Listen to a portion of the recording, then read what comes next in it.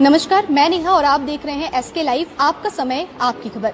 इस बीच काफी सारी मुद्दों को लेकर के हम तमाम सारे नेता मंत्रियों के साथ बातचीत करते हैं, लेकिन आज हमारा साक्षात्कार एक ऐसे व्यक्ति के साथ है जो जमीन के साथ जुड़े हुए हैं और इसी के साथ ही साथ बहुत अहम मुद्दे जो हैं, ज्वलंत मुद्दे, उन सभी के साथ आज हम चर्चा करेंगे। और हमारे साथ खासतौर पर जुड़े हुए हैं सिलीगुड़ी भाजपा के सांगठनिक जिला अध्यक्ष और माटीगरा नक्सलबाड़ी के विधायक आनंदमय बर्मन जी। सबसे पहले बहुत बहुत स्वागत करते हैं। नमस्कार आप सभी को भी। सर, सबसे पहले तो आपको शुभकामनाएं देंगे, बधाई देंगे कि आप लोगों की पहल की वजह से जो 4 लेन 6 लेन की जो सड़क है उसका निर्माण होने जा रहा है। आज ही इसकी घोषणा हुई है, इसके बारे में क्या कहेंगे? देखिए, ये अपना जो माननीय प्रधानमंत्री है नरेंद्र मोदी जी, वो बात बोलते हैं कि सबका साथ, सबका विकास और सबका विश्वास। ये जो मंत्र है, ये मंत्र के साथ पूरा देश का विकास के लिए हम लोग काम करते हैं। अपना सरकार, केंद्र सरकार में काम कर रहे हैं और बहुत सारे स्टेट में जो अपना सरकार है, स्टेट गवर्नमेंट, वो भी यही नारा का साथ काम करते हैं। तो ये देखिए, सिलीगुड़ी में ये दार्जिलिंग मोड़ का जो जानजट, ये बहुत दिन से ये सिलीगुड़ी वासी के केवल नहीं, ये सिलीगुड़ी के साथ साथ जुड़ा हुआ। मान लीजिए ये जो सिलीगुड़ी है, मतलब गेटवे ऑफ नॉर्थ ईस्ट को कहा जाता है। और इसके साथ साथ यहाँ नेपाल से भी बहुत सारा लोग आते हैं, यहाँ भूटान से भी बहुत सारा लोग आते हैं, यहाँ अपना पास जो सिक्किम है, बिहार है, आसाम है, यहाँ से भी बहुत सारे स्टेट से यहाँ लोग आते हैं। और सभी को सिलीगुड़ी के ये जानजट या दार्जिलिंग मोड़ का ये जो समस्या, इसके लिए सबको भोगना पड़ता था। लेकिन ये हम लोग बहुत दिन से इसके लिए हम लोग प्रयास कर रहे थे। हम लोग यहाँ के जो सांसद है राजू जी, मैं खुद यहाँ के MLA, और हम लोग चिट्ठी भी किए नितिन जी को, और नितिन जी हमारा ये चिट्ठी में वो देखा भी, और इस समय ये होना भी चाहिए, उनका भी मन में लगा। और ये एक बहुत बड़ा जो काम इतना दिन से सिलीगुड़ी का लिए जो एक प्रॉब्लम बन के रहा था, वो प्रॉब्लम अभी अब खत्म हो रहा है। सिलीगुड़ी में केवल सिलीगुड़ी, ये दार्जिलिंग मोड़ नहीं, बालासन ब्रिज जो 2-3 महीना पहले टूट चुका है, मतलब ये थोड़ा सा एक पिलर उसका ये हो गया, खिसक गया, और उसके कारण जो अभी थोड़ा ट्रैफिक में समस्या है, तो वो बालासन ब्रिज में 2-3 लेन का ब्रिज बनेगा। या अभी तो ये पूरा रास्ता 4 लेन का बनेगा, लेकिन मान लीजिए ये 4 लेन कभी 6 लेन में भी बदल सकता है। इसीलिए भविष्य का दृष्टि को रखते हुए, देखते हुए यहाँ 2-3 लेन का ब्रिज बन रहा है बालासन ब्रिज के ऊपर। और यहाँ पास ही यहाँ महानंदा का ब्रिज भी है, ये जो चंपासड़ी मोड़ में, वहाँ भी 3 लेन का 2 ब्रिज बन रहा है। या ब्रिज जो बनेगा वो 6 लेन का होगा और पूरा का पूरा रास्ता ये 4 लेन का होगा। और ये बालासन ब्रिज के लेके ये इधर दार्जिलिंग मोड़ के बाद चंपासड़ी मोड़, महानंदा ब्रिज, और ये जो चेक पोस्ट और सालूकरा क्रॉस करते हुए जो आर्मी का जो कैंटोनमेंट है, वहाँ तक 14 किलोमीटर रास्ता, ये पूरा का पूरा रास्ता मैक्सिमम एलिवेटेड रोड बनेगा। और इसके कारण सिलीगुड़ी में जो मान लीजिए जाने आने में ये दार्जिलिंग मोड़ क्रॉस होते मान लीजिए 1 घंटा लग जाता है या 2 घंटा लग जाता है ये रास्ता कवर करने में, क्लियर करने में, वो अभी 10 से 15 मिनट में ये रास्ता सब लोग ईजी में पहुँच जाएगा। तो ये सिलीगुड़ी के लिए एक बहुत बड़ा समस्या का समाधान हो रहा है। और केंद्र सरकार जो वादा जो रखे, हम लोग भी यहाँ जो कॉर्पोरेशन का चुनाव हुआ उससे पहले ये हम दावा किए कि सिलीगुड़ी का लिए हम लोग डेवलपमेंट करेंगे, चाहे हम सिलीगुड़ी कॉर्पोरेशन जीते या ना जीते। लेकिन सिलीगुड़ी के लिए आज ये अपना केंद्रीय सड़क परिवहन मंत्री नितिन गडकरी जो 1000 करोड़ का जो आज जो बजट जो घोषणा किया, उसका काम भी बहुत जल्द शुरू हो जाएगा। 900 मतलब लगभग 1000 करोड़ रुपया, तो उसका काम बहुत जल्द शुरू हो जाएगा। और मुझे लग रहा है कि 2 साल के अंदर शायद ये काम अगर हो जाता है तो सिलीगुड़ी के लिए एक बहुत बड़ा हमारा एक प्राप्ति होगा। और हम लोग जो वादा किए, जो हम लोग केवल ये 1000 करोड़ नहीं, हम सिलीगुड़ी के लिए भविष्य में 10,000 करोड़ का बजट रखेंगे। और उसमें केवल ये दार्जिलिंग मोड़ का फ्लाईओवर नहीं, इसके साथ साथ सिलीगुड़ी का जो रिंग रोड का जो एक हमने ये रखा, प्रस्ताव रखा, वो भी शायद हो जाएगा। उसके साथ साथ बागडोगरा का एयरपोर्ट है, NGP का रेलवे स्टेशन है, ये सबको लेके पूरा सिलीगुड़ी आने वाला दिन में एक विकसित शहर हो, मॉडल शहर हो, मॉडल टाउन, मॉडल सिटी हो, इसके लिए हम लोग काम करेंगे। और ये सिलीगुड़ी वासी के लिए हम मतलब ये बोल सकते हैं दावा के साथ कि हम लोग जो वादा किया वो वादा हम निभा के रखेंगे। और उसमें वोट के लिए हम केवल ये नहीं करते, हम डेवलपमेंट के लिए, उन्नयन के लिए, विकास के लिए हम काम करते, वो काम हम करते रहेंगे। इसी के साथ साथ अगर हम लोग बातचीत करें कि इसकी शुरुआत कब से होगी, तो कब तक हम लोग सोच सकते हैं कि आगामी 6 महीने में ये शुरू हो जाएगा? मुझे यहाँ का जो इंजीनियर लोग है उनसे भी बात हुआ है, वो लोग बताया कि ये बजट हो गया है, अभी बहुत थोड़ा सा फॉर्मेलिटीज है, और उसके बाद शायद 2-1 महीने के अंदर ये काम बहुत जल्दी शुरू हो जाएगा। क्योंकि आने वाला दिन में फिर वर्षा भी आ रहा है, उससे पहले ही वो लोग काम शुरू करने का प्रयास कर रहे हैं और बहुत जल्दी ये काम शुरू हो जाएगा। अच्छा, यानी कि हम लोग कह सकते हैं कि मई जून तक आराम से हो जाएगा। मुझे लग रहा है कि बहुत जल्दी हो जाएगा, शुरू हो जाएगा। अगर हम लोग बातचीत करें कि ये अगर जब बनेगी 4 लेन 6 लेन की जब सड़कें बन जाएगी, ब्रिज बनेगी, तो जो वर्कर्स होंगे वो क्या यहीं के लोकल वर्कर्स काम करेंगे या फिर बाहर से श्रमिकों को बुलाया जाएगा? देखिए, ये जो काम होता है उसमें बहुत सारा मतलब वो लोग का जो कुछ लोग होता है टेक्निकल पार्ट का, कुछ लोग होता है ऐसे ही जो भी लेबर टाइप का, तो उसमें वो लोग अगर जो टेक्निकल पार्ट का है वो लोग तो देखेगा। और मुझे नहीं लगता कि मान लीजिए कोई ब्रिज यहाँ बनेगा या कोई फ्लाईओवर बनेगा उसके लिए बहुत ज़्यादा लोग बाहर से आने का जरूरत नहीं है। हाँ, कुछ लोग टेक्निकल पार्ट का जो लोग होता है वो शायद आएंगे, बाकी सिलीगुड़ी के आसपास का लोकल लोग यही शायद वो लोग काम करेंगे। लेकिन जो लोग अभी जो इंजीनियर लोग हैं वो लोग बता पाएंगे, जो संस्था ये काम करेंगे वो बता पाएगा कि कहाँ से कैसे वो लोग करेंगे। मैं यही उम्मीद करूँगा कि यहाँ का ज़्यादा से ज़्यादा लोगों को इसको मौका मिले, क्योंकि एक बहुत बड़ा प्रोजेक्ट है, इसमें भी ये लोगों का थोड़ा सा मौका मिलना चाहिए। फिर भी आप लोग कितने साल का एक आकलन कर रहे हैं कि इतने साल तक ये कंप्लीट हो सकता है ऐसा काम? देखिए, बहुत बड़ा काम है, क्योंकि 2 बड़ा बड़ा ब्रिज बनाना है, तो मुझे लगता है लेकिन केंद्र सरकार भी बहुत जल्दी में ये काम हो जाए, क्योंकि ये बालासन ब्रिज अभी भी टूटा हुआ है, उसमें भी थोड़ा सा समस्या तो है। इसीलिए मुझे लगता है कि 2 साल के अंदर शायद ये काम वो लोग थोड़ा सा तेजी से करेगा तो बन जाएगा।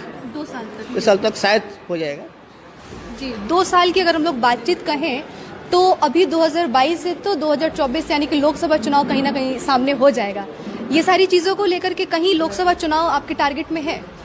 देखिए, हम तो वोट को टारगेट लेके ये सब काम नहीं करते। मान लीजिए ये पूरा देश में जो विकास होता है, मान लीजिए हमारा मोदी जी के पहले भी माननीय अटल जी अपना देश का प्रधानमंत्री रहा, वो भी देश के लिए बहुत सारा काम किए, लेकिन वोट के मद्देनजर रखते हुए हम लोग काम नहीं करते। हमारा नज़र है कि देश को आगे ले जाना है, पूरा विश्व भर में भारत माता को हमें आगे पहुंचाना है। इसलिए हमारा पार्टी का स्लोगन है भारत माता की जय। हम किसी व्यक्ति का जय नहीं करते, हम लोग देश का विकास चाहते हैं, देश का उन्नयन चाहते हैं, देश का हित चाहते हैं, इसलिए ये काम शुरू किया। उस समय भी स्वर्णिम चतुर्भुज का काम वो प्रधानमंत्री अटल जी ने शुरू किया। उस समय पोखरान के विस्फोरण उस समय हुआ, कारगिल के युद्ध में विजय प्राप्त उसी समय हुआ। तो हम लोग देश को सामने रखते हैं, वोट को सामने नहीं रखते।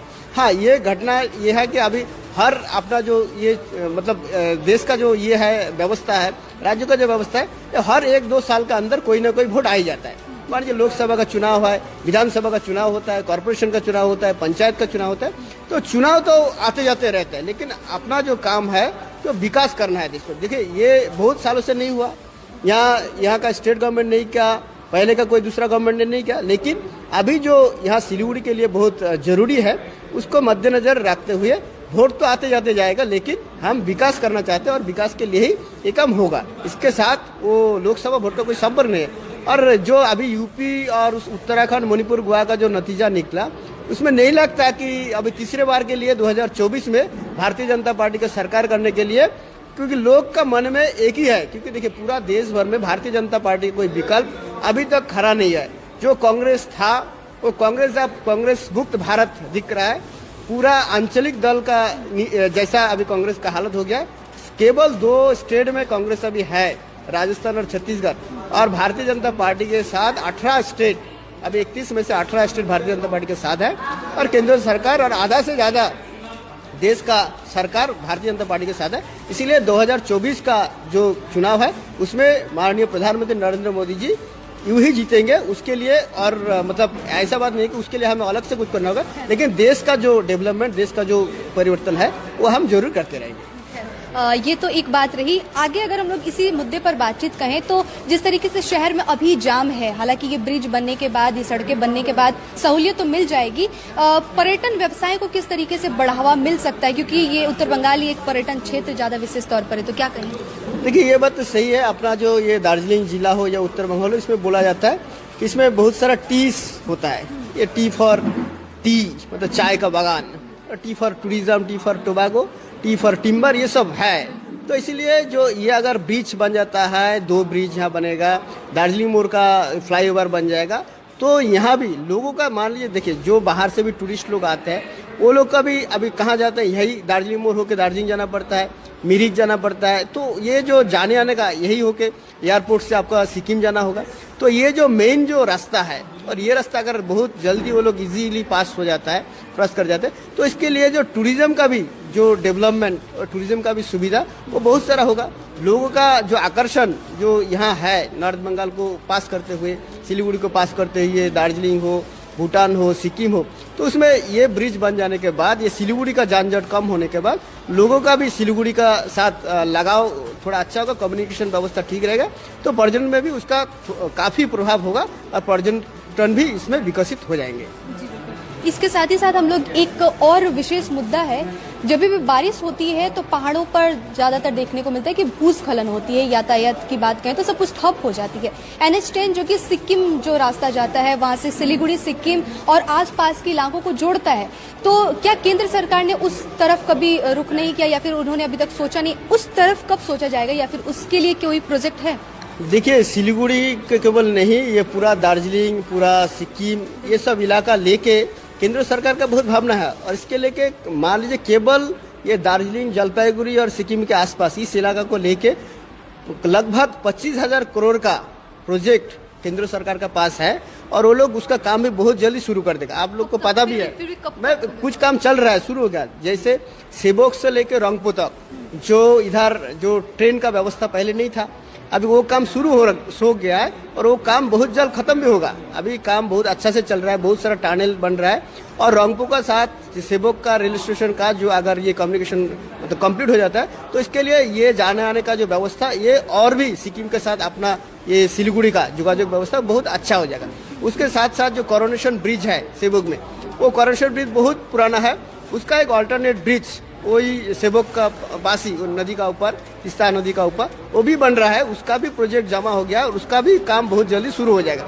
इसीलिए केवल ये दार्जिलिंग रोड का फ्लाईओवर नहीं, पूरा का पूरा व्यवस्था और पूरा ये जो नेशनल हाईवे अथॉरिटी का काम, इस सेंट्रल गवर्नमेंट का जो प्रोजेक्ट है, ये सब रोड हाईवेज को लेके, तो वो भी बहुत जल्दी से शुरू हो रहा है। और इस क्षेत्र के लिए भी ये एक अपना लिए बहुत एक अच्छा मतलब आने वाला दिन में कि सिलीगुड़ी वासी हो, चाहे दार्जिलिंग वासी हो, चाहे सिक्किम वासी हो, और पूरा नॉर्थ बंगाल वासी के लिए एक बहुत अच्छा खबर है कि ये सब काम भी बहुत जल्दी शुरू हो रहा है। कुछ काम तो चल रहा है और बहुत जल्दी ये अगर खत्म हो जाएगा तो सिलीगुड़ी का लिए एक बहुत अच्छा लाभदायक ये सब विषय हो जाएगा। बिल्कुल, बहुत सारे बातचीत तो आपसे कर रहे थे। इस बीच की अगर हम लोग देखें नगर निगम चुनाव को, तो बीजेपी ने भले ही अपने पैर और पसारे हैं, 2 से 5 तक आप लोगों ने सीट लिया है इस बार काउंसलर के लिए, लेकिन टीएमसी ने बोर्ड गठित किया है।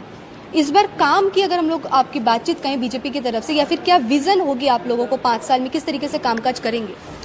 देखिए, अभी यहाँ टीएमसी को बोर्ड मिला है, हमें लास्ट चुनाव में 2 सीट हमारा था, 2 काउंसिलर हमारे थे, अभी उससे 2 से बढ़कर हम 5 आए। बहुत सारा जो सीट है, बहुत सारा सीट में हम सेकंड पोजीशन में आए। 20 ऐसा सीट है जहां हम सेकंड पोजीशन आए, कुछ ऐसा सीट है जहां 200-400 वोट से हम हारे। लेकिन एक विरोधी पक्ष के नाते, विपक्ष के नाते जो भूमिका, जो निर्णय मतलब जो काम करना चाहिए वो हम जरूर करेंगे। और सिलीगुड़ी का डेवलपमेंट हो, इसके तहत सेंट्रल में हम है, केंद्र सरकार में भारतीय जनता पार्टी की सरकार है, लेकिन राज्य में तो और नगर निगम तो डबल इंजन टीएमसी की। देखिए, ये लोग तो डबल इंजन बोलते हैं, लेकिन दोनों इंजन ये लोग का चलता नहीं। इंजन तो है लेकिन इंजन बंद है, क्योंकि देखिए अभी स्टेट गवर्नमेंट जो है, स्टेट ठीक करने की जरूरत है। एक मैं बोल रहा हूँ, देखिए जो आपका जो स्टेट गवर्नमेंट है उसका अभी 5,65,000 करोड़ का अभी लोन है, वो धीरे धीरे बढ़ रहा है। तो ये स्टेट जो चल रहा है अभी, ये सब वो उधार के पैसे से चल रहा है। और ये जो यहाँ का डेवलपमेंट, ये डेवलपमेंट सही तरीके से ये लोग का हो नहीं रहा है, क्योंकि ये जो लक्ष्मी भंडार और ये सब ठेला मेला उत्सव में जो पैसा खर्च करते हैं, लेकिन इसमें देश मतलब ये राज्य का, जनगण का, जनता का कोई हित नहीं होता है। और इसमें मतलब जो भविष्य के लिए जो उन्नयन होना चाहिए, उसके लिए यहाँ शिल्प होना चाहिए, कल कारखाना होना चाहिए, यहाँ कर्मसंस्थान होना चाहिए। शिल्पों के लिए भी शिल्पो हाट बनाया है, लड़कियों को पैसे दे रहे, साइकिल दे रहे। फिर देखिए, ये सब तो केंद्र सरकार के बहुत सारा योजनाओं को ये लोग अपना राज्य सरकार के नाम से चलाते हैं, लेकिन उसमें कुछ नहीं बनता। ये कन्याश्री, रूपश्री का पैसा वो भी सेंट्रल से ही आते हैं, लेकिन ये लोग देते। लेकिन देखिए, एक राज्य चलाने के लिए और राज्य का डेवलपमेंट करने के लिए, जो विकास के लिए जो सही निर्णय होना चाहिए वो निर्णय यहाँ नहीं लेते। ये लोग खाली वोट का राजनीति करते हैं, वोट पाने के लिए, सरकार में सत्ता में आने के लिए ये लोग लोगों को ऐसे 500 रुपया, 1000 रुपया का प्रलोभन देते हैं।